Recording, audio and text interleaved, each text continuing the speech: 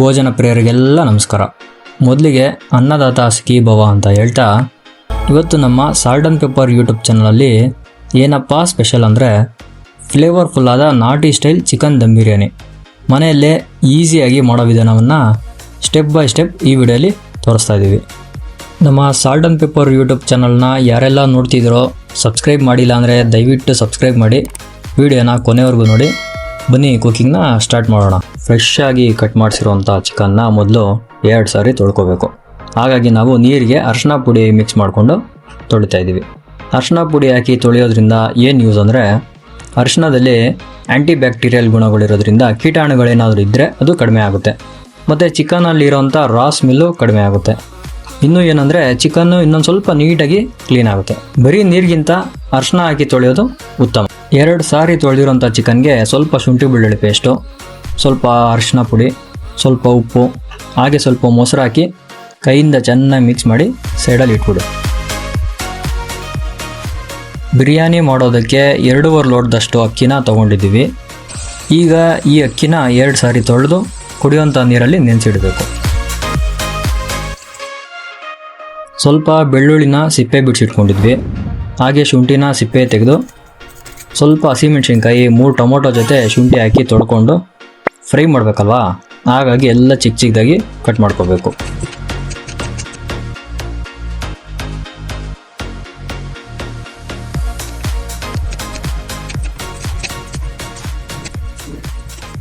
ಹಾಗೆ ಸ್ವಲ್ಪ ಪುದೀನ ಸೊಪ್ಪು ಮತ್ತು ಕೊತ್ತಂಬರಿ ಸೊಪ್ಪನ್ನ ತೊಳೆದು ಸಣ್ಣದಾಗಿ ಕಟ್ ಮಾಡಿಕೊಂಡು ಒಂದು ತಟ್ಟೆಯಲ್ಲಿ ಇಟ್ಕೊಂಡಿದ್ದೀವಿ. ಈರುಳ್ಳಿನ ಫ್ರೈ ಮಾಡಿ ರುಬ್ಬೋದಕ್ಕೆ ಈ ಥರ ಸ್ವಲ್ಪ ದಪ್ಪವಾಗಿ ಕಟ್ ಮಾಡ್ಕೊಂಡಿದ್ದೀವಿ. ತೆಳ್ಳಗೆ ಉದ್ದು ಕಟ್ ಮಾಡ್ಕೊಂಡಿರೋದು ಫ್ರೈಗೆ.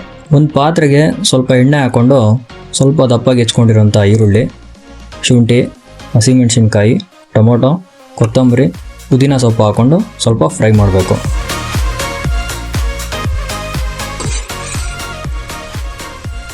ಫ್ರೈ ಆದಂಥ ಪದಾರ್ಥಗಳನ್ನೆಲ್ಲ ಮಿಕ್ಸಿ ಜಾರ್ಗೆ ಹಾಕ್ಕೊಂಡು ನುಣ್ಣಗೆ ರುಬ್ಕೋಬೇಕು. ಮತ್ತು ಒಂದು ಇಡೀ ಬೆಳ್ಳುಳ್ಳಿನ ಹಾಕಿ ಪೇಸ್ಟ್ ಥರ ನೀಟಾಗಿ ರುಬ್ಕೋಬೇಕು. ಈಗ ಬಿರಿಯಾನಿ ಮಾಡೋದಕ್ಕೆ ಒಂದು ಪಾತ್ರೆ ಇಟ್ಟು ಅದಕ್ಕೆ ಒಂದು 150 ml ಅಷ್ಟು ಎಣ್ಣೆನ ಹಾಕೋತಾ ಇದ್ದೀವಿ. ಕಾದ ಎಣ್ಣೆಗೆ ಚಕ್ಕೆ, ಲವಂಗ, ಏಲಕ್ಕಿ, ಮರಾಠಿ ಮೊಗ್ಗು, ಸ್ಟಾರ್ ಹೂವು, ಸೋಂಪು, ಜಾಕಾಯಿ, ಕಲ್ಲುವು. ಈ ಕಲ್ಲುವಿನ ಬಗ್ಗೆ ಒಂದು ವಿಡಿಯೋ ಮಾಡಿದ್ದೀನಿ, ನೆಕ್ಸ್ಟ್ ಅಪ್ಲೋಡ್ ಮಾಡ್ತೀನಿ.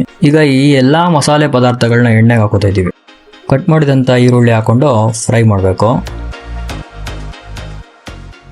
ಈರುಳ್ಳಿ ಬಣ್ಣ ಸ್ವಲ್ಪ ಚೇಂಜ್ ಆಗಿದ್ರೆ ಅದಕ್ಕೆ ಕಟ್ ಮಾಡಿದಂಥ ಟೊಮೊಟೊ ಹಾಕ್ಕೊಂಡು ಮತ್ತೆ ಫ್ರೈ ಮಾಡಬೇಕು.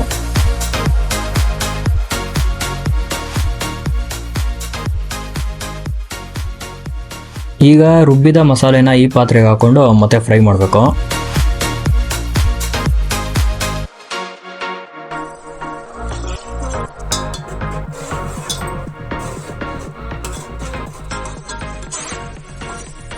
ಹಾಕಿದಂಥ ಮಸಾಲೆ ಪದಾರ್ಥಗಳೆಲ್ಲ ಬೆಂದ ಮೇಲೆ ಸುತ್ತ ಎಣ್ಣೆ ಬಿಡೋದಕ್ಕೆ ಸ್ಟಾರ್ಟ್ ಆಗುತ್ತೆ. ಆಗ ಅದು ಬೆಂದಿದೆ ಅಂತ ಅರ್ಥ. ಈಗ ಅದಕ್ಕೆ ಗರಂ ಮಸಾಲೆ ಅಥವಾ ಬಿರಿಯಾನಿ ಮಸಾಲೆ, ಧನಿಯಾ ಪುಡಿ, ಸ್ವಲ್ಪ ಅರಿಶಿನ ಹಾಕಿ ಮಿಕ್ಸ್ ಮಾಡ್ಕೋಬೇಕು.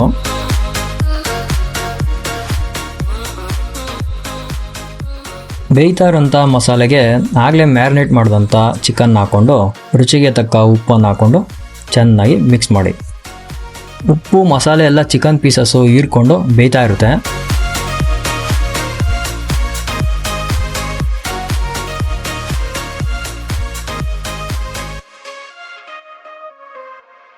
ಹಾಗೆ ಪಕ್ಕದಲ್ಲಿ ಒಂದು ಪಾತ್ರೆಗೆ 5 ಲೋಟ ನೀರನ್ನು ಹಾಕೋತಾ ಇದ್ದೀವಿ. ನಾವು ಅಕ್ಕಿ 2.5 ಲೋಟ ತೊಗೊಂಡಿದ್ವಿ, ಅದೇ ಲೋಟದ 2ರಷ್ಟು ನೀರನ್ನು ಹಾಕಿ ಕಾಯಿಸ್ತಾ ಇದ್ದೀವಿ. ಇಲ್ಲಿ ನೋಡಿ, ಚಿಕನ್ ಜೊತೆ ಮಸಾಲೆ ಎಲ್ಲ ಬೆಂದು ಎಣ್ಣೆ ಬಿಡೋದಕ್ಕೆ ಸ್ಟಾರ್ಟ್ ಆಗಿದೆ. ಈಗ ಅದಕ್ಕೆ ಕಾದಿರೋಂಥ ನೀರನ್ನ ಈ ಪಾತ್ರೆಗೆ ಹಾಕ್ಕೊಂಡು ಒಂದು ಸಾರಿ ಮಿಕ್ಸ್ ಮಾಡಿ ತಟ್ಟೆ ಮುಚ್ಚಿ ಕುದಿಯೋದಕ್ಕೆ ಬಿಡಬೇಕಾಗುತ್ತೆ.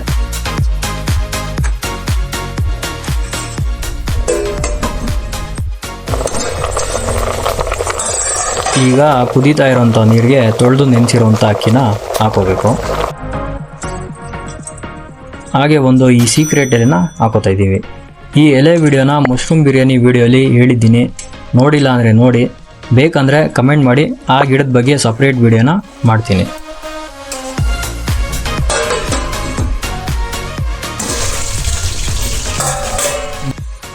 ಅಕ್ಕಿ ಹಾಕಿದ್ಮೇಲೆ ಆಗಾಗ ಮಿಕ್ಸ್ ಮಾಡ್ತಾ ಇರಬೇಕು, ಇಲ್ಲಾಂದರೆ ಅಕ್ಕಿ ಎಲ್ಲ ತಳಕ್ಕೆ ಅಂಟ್ಕೊಂಡು ಸೀದೋಗುತ್ತೆ.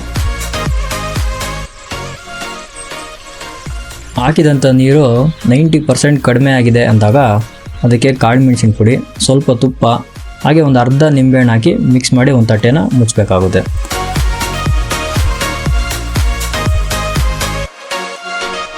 ಯಾವುದಾದ್ರೂ ಭಾರವಾದ ವಸ್ತುನ ಇಡಬೇಕು. ವಿಡಿಯೋಗೋಸ್ಕರ ಸುಮ್ಮನೆ ಕಲ್ಲಂಗಡಿ ಹಣ್ಣು ಇಟ್ಟಿದ್ದೀವಿ. ತುಂಬಿದಂಥ ನೀರಿನ ಪಾತ್ರೆ ಇಟ್ಟರೆ ಒಳ್ಳೆಯದು. 20 ಸೆಕೆಂಡ್ ಆದಮೇಲೆ ಸ್ಟವ್ ಆಫ್ ಮಾಡಿಬಿಡಿ. 15ರಿಂದ 20 ನಿಮಿಷ ಆದಮೇಲೆ ತಟ್ಟೆ ಓಪನ್ ಮಾಡಿ ನೋಡೋಣ. ನೋಡಿ, ತಟ್ಟೆ ತೆಗೆದ ತಕ್ಷಣ ಬಿಸಿ ಬಿಸಿ ಹೊಗೆ ಹೇಗೆ ಬರ್ತಾಯಿದೆ, ಹಾಗೆ ಘಮ ಘಮ ಅಂತ ಸ್ಮೆಲ್ ಕೂಡ ಬರ್ತಾಯಿದೆ. ಒಂದು ಸಾರಿ ಬಿರಿಯಾನಿನ ಮೇಲಿಂದ ಕೆಳಕ್ಕೆ ನೀಟಾಗಿ ಮಿಕ್ಸ್ ಮಾಡಿ.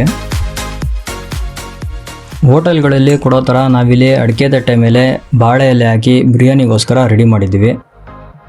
ಅದ್ರ ಮೇಲೆ ಈಗ ತಾನೇ ಮಾಡಿರೋಂಥ ಬಿಸಿ ಬಿಸಿ ಬಿರಿಯಾನಿ ಹಾಕ್ಕೊಂಡು ಜೊತೆಗೆ ಕಬಾಬ್ನ ಸೈಡ್ಗೆ ಇಟ್ಕೊಂಡು ತಿನ್ನೋದೊಂದೇ ಬಾಕಿ.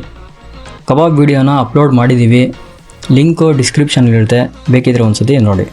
ಈ ಬಿರಿಯಾನಿ ಮಾಡಿದ ಟೈಮಿಗೆ ಕರೆಕ್ಟಾಗಿ ನಮ್ಮ ಮನೆಗೆ ಅತಿಥಿ ಬಂದರು. ಅವ್ರಿಗೂ ಮಾಡಿದ್ರಲ್ಲಿ ಸ್ವಲ್ಪ ಕೊಟ್ವಿ, ಅವರು ಕೂಡ ತಿಂದು ಚೆನ್ನಾಗಿದೆ ಅಂದರು. ಆಗ ನಮಗೂ ಕೂಡ ತುಂಬಾ ಖುಷಿ ಆಯಿತು. ಈ ವಿಡಿಯೋ ಇಷ್ಟ ಆದರೆ ಲೈಕ್ ಮಾಡಿ, ಹೇಗಿತ್ತು ಅಂತ ಕಮೆಂಟ್ ಮಾಡಿ, ಫ್ರೆಂಡ್ಸ್ ಆ್ಯಂಡ್ ಫ್ಯಾಮಿಲಿಗೆ ಶೇರ್ ಮಾಡಿ. ಸಿಗೋಣ ಮುಂದಿನ ವಿಡಿಯೋದಲ್ಲಿ ಅಂತ ಹೇಳ್ತಾ, ಅಲ್ಲಿವರೆಗೂ ಥ್ಯಾಂಕ್ ಯು.